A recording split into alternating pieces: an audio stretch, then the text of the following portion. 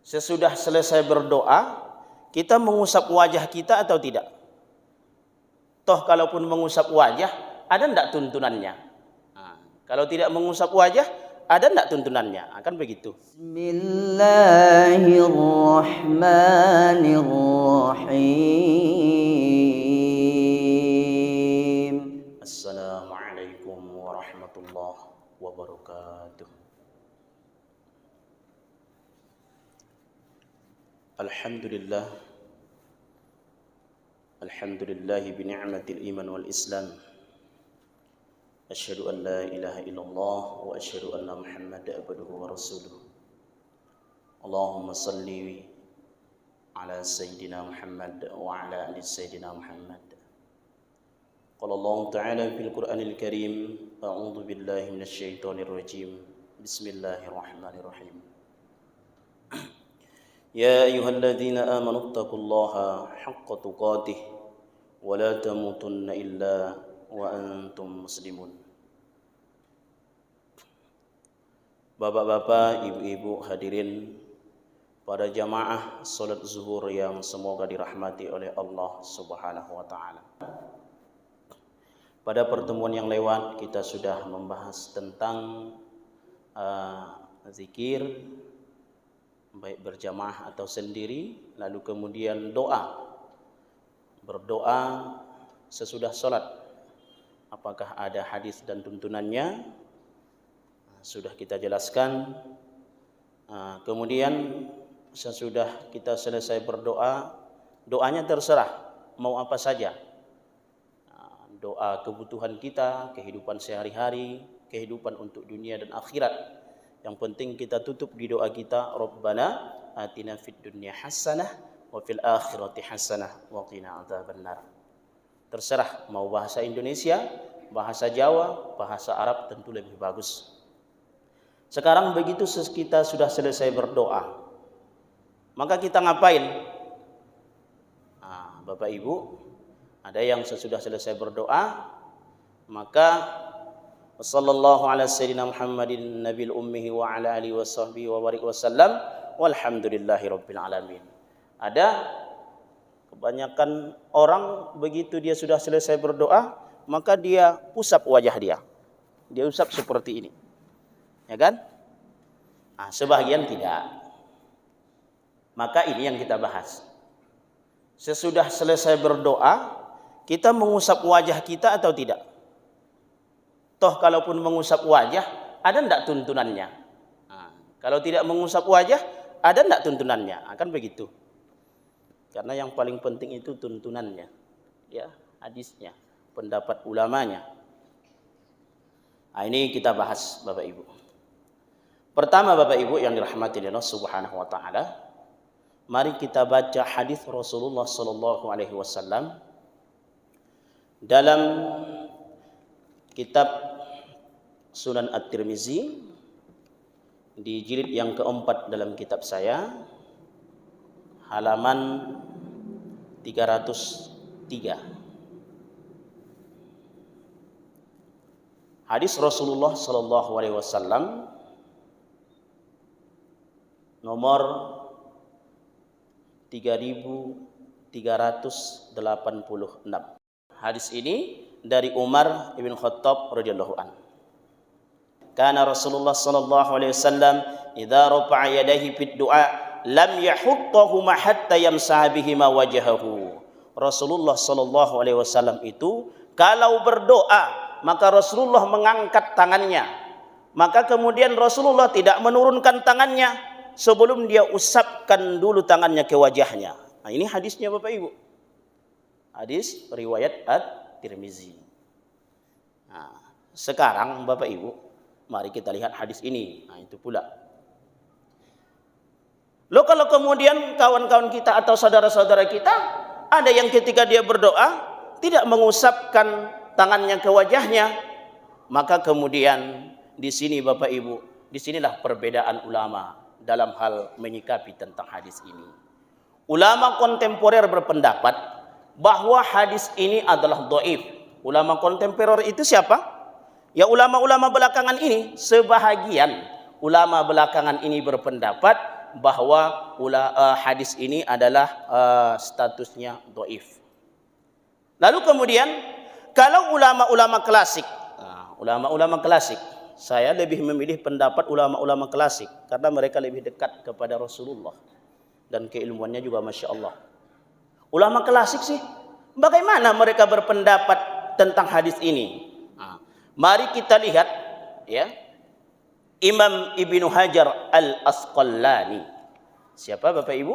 Imam Ibnu Hajar Al-Asqalani. Dia mengkomentari hadis ini. Dikomentarinya hadis ini. Kenapa dia komentari? Karena dia ulama. Dia ulama hadis, ulama tafsir dan lain sebagainya. Apa kata beliau? Walahu sawahidu minha. Hadis tentang ini adalah syawahidnya banyak. Apa itu sawahid dalam ilmu hadis? Jalurnya banyak.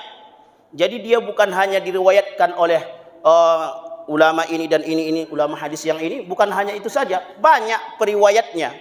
Lalu kemudian hadithu Ibnu Abbas an Ibnu Daud wa majma'uha yaqdi annahu hadithul hasan. Maka karena dia periwayatnya banyak, maka kemudian hadis tersebut dari dhaif naik statusnya menjadi hadis hasan. Kita lihat Bapak Ibu, sedangkan hadis yang dhaif saja untuk fadhail a'mal itu boleh diamalkan. Apalagi yang kemudian hadisnya sudah naik menjadi hasan, paling tidak hasan li ghairihi. Hasan li ghairihi itu apa sih gitu, Pak? Nanti kalau kita kupas memang panjang gitu, Pak. Memang ilmu itu tidak bisa, memang panjang gitu. Tidak bisa sedikit baca lalu kemudian simpulkan. Hasan li ghairihi. Kita lihat pula dalam ulumul hadis, apa itu hasan li ghairihi? Maka Bapak Ibu, takribnya apa?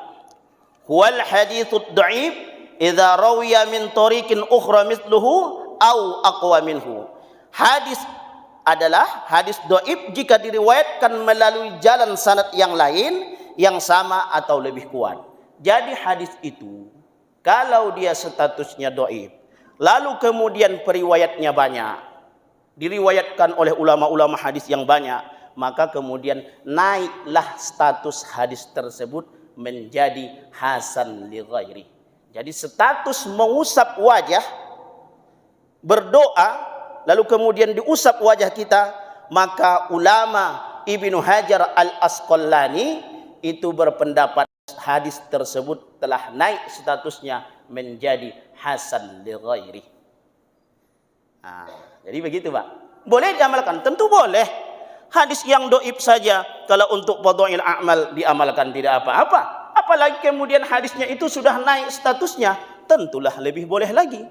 Jadi bapak-bapak, ibu-ibu, kalau kemudian berdoa, lalu kemudian mengamalkan sesudah selesai berdoa diusap wajahnya, enggak apa-apa, lanjutkan saja amalan itu, meskipun itu amalan-amalan terdahulu gitu kan.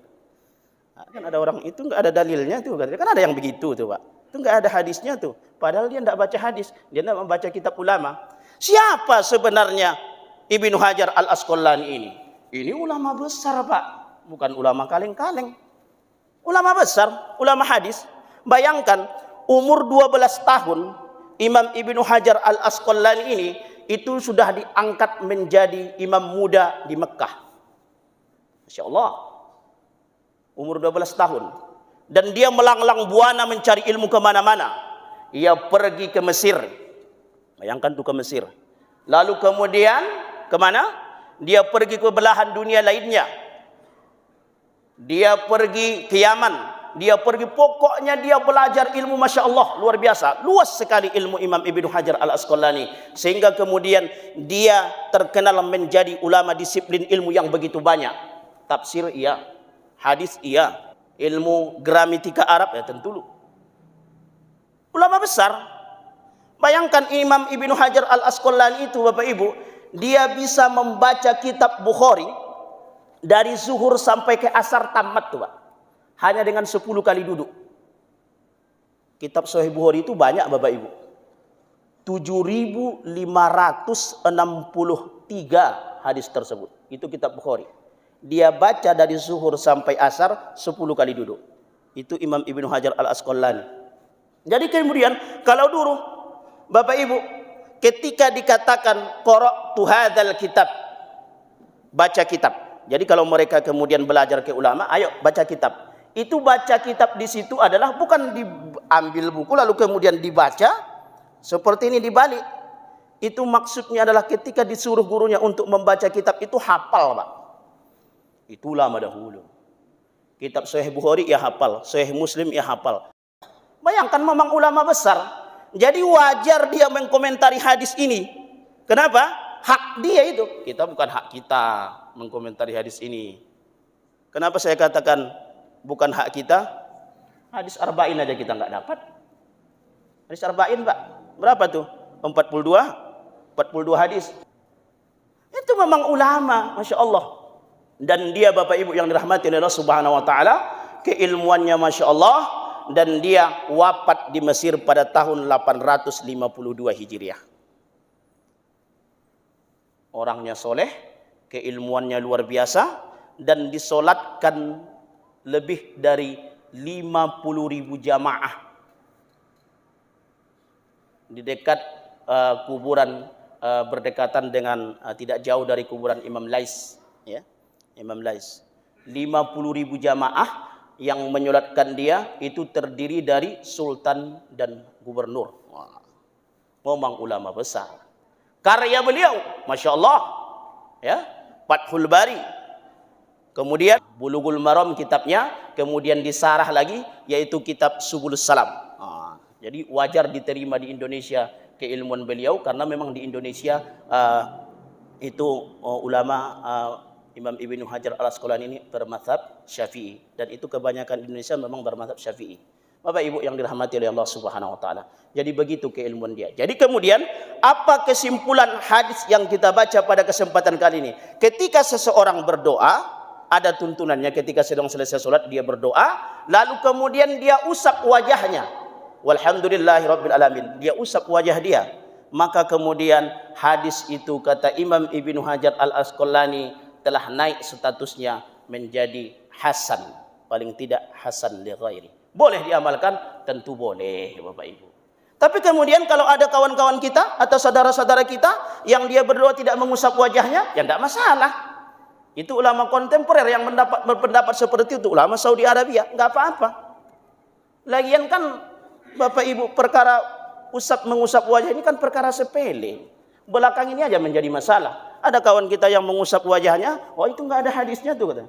Dijadikan satu masalah. Nggak masalah mau diusap wajahnya mau tidak. Yang masalah itu apa? Begitu selesai dia berdoa, dia usap wajah orang. Itu masalah tuh. Kalau masih wajah dia yang dia usap, nggak apa-apa. Tapi kalau udah wajah orang yang diusapnya, itu cari perkara tuh. Nggak apa-apa, nggak masalah. Bapak Ibu yang dirahmati Allah Subhanahu wa taala, ini yang dapat saya sampaikan. Semoga bermanfaat bagi kita semua. Kita tutup dengan doa. Subhanakallahumma bihamdika asyhadu an la ilaha illa anta astaghfiruka wa atubu ilaik. Wassalamualaikum warahmatullahi wabarakatuh.